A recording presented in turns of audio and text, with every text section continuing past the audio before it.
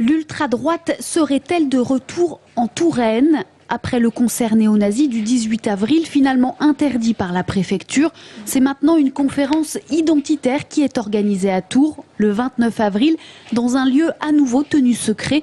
Un rassemblement autour de Philippe Vardon, le fondateur des Jeunesses identitaires, relié au bloc identitaire.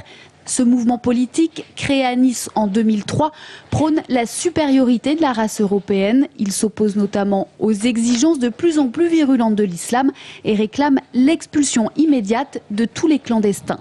C'est un mouvement assez particulier qui est constitué en réalité de petits groupuscules, de gens en général relativement jeunes, qui reprennent des thématiques assez clairement dans leur propositions qui relèvent de l'extrême droite, mais qui maquillent ça sous effectivement l'étiquette identitaire, c'est-à-dire que ils défendent souvent les valeurs régionalistes.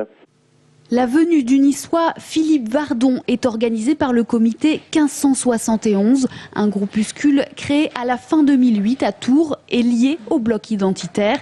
Une conférence sur les racines chrétiennes de l'Europe avait déjà été organisée en février. L'apparition de ce groupuscule d'extrême droite à Tours coïncide avec le retour de skinheads en centre-ville.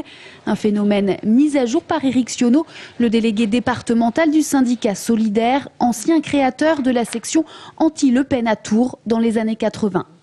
Il ne faut pas non plus trop s'affoler, mais c'est vrai que depuis plusieurs mois à Tours, on a vu réapparaître des skins, alors qu'on n'en voyait plus depuis de nombreuses années.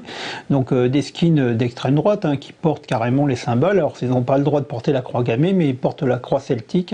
Donc c'est une sorte de croix gammée finalement sans certaines barres. Et donc on en a vu dans certains quartiers de Tours, notamment autour de la place Velpeau. On en a vu du côté des Halles.